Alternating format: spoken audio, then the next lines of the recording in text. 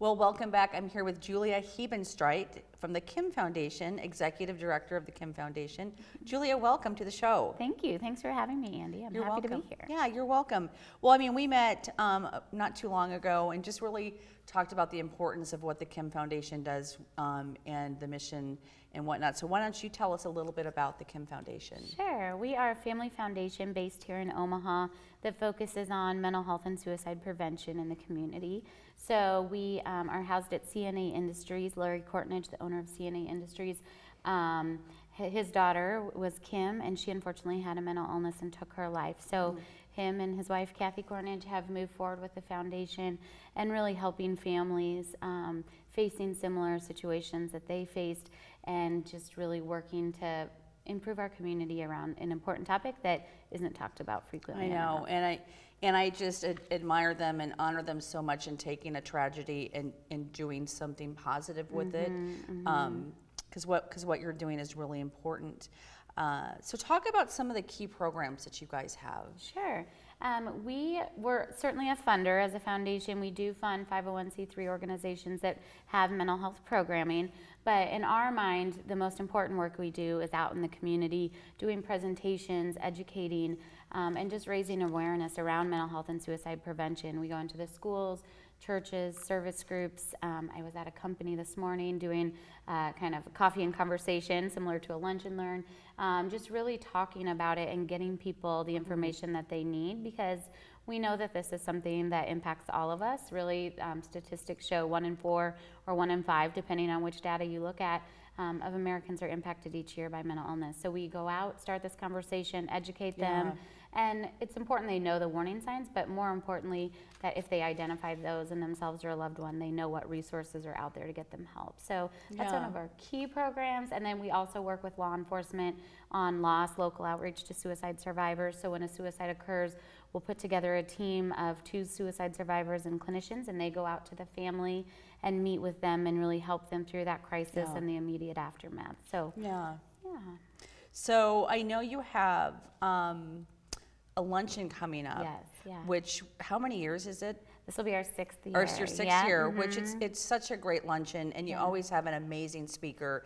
So who's speaking this year? Yeah, we're very excited. Patrick Kennedy will be here with us, and he has been to Omaha one other time in the last 5 or 6 years, but he was on a panel, so it wasn't a full show of him. So now we get him for an hour, and he's going to talk about his own personal experiences with mental illness and substance use, but also he was a former congressman, and so passed some important legislation for our country in terms of the Parity Act to make sure that there was equity in healthcare for both medical and mental health care. And so in terms of coverage, and he obviously is a Kennedy, who we all are familiar with that family. And I was just actually talking last night with someone, and they're like, it's amazing what that family has all experienced, and he's very transparent with the story. And he also has a book, A Common Struggle, where he is very open about their story and his own personal struggles and how he's come into recovery and what he continues to do for recovery. And so it's in October, so what's the date? October 16th at Embassy La Vista. Okay, and is that a Tuesday or a Thursday? Or? It is a Tuesday, a Tuesday. Absolutely right, from 11:30 to 1. Okay. And I just want to ask you, why do you think we're seeing more and more of mental health issues, of suicide? I mean, that's just a regular thing.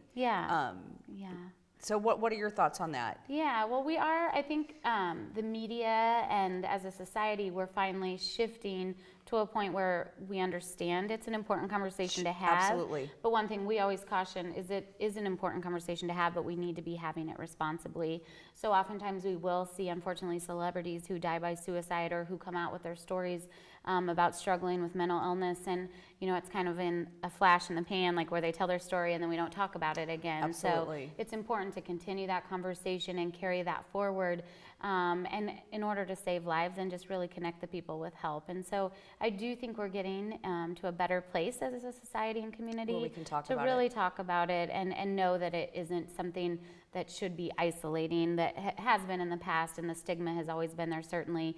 And so we just really want to connect people who are struggling with others and with resources that they need. Yeah, absolutely. So how can people, going back to the event, how can people buy tickets? where can they go to do that? Yes, our website is thekimfoundation.org, and you can register for the luncheon there. You can also register for the presentations we talked about or the Lost Team, anything like that.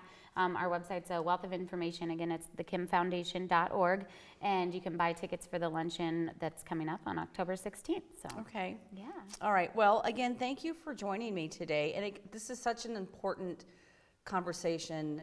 Your organization's doing such important work. So I just want to thank you personally. Yeah, well, thank you very much for You're welcome. helping us spread our message. Yeah, So, you're welcome. Well, I look forward to the luncheon. oh, So, good. Thank you. all right. Well, thank you.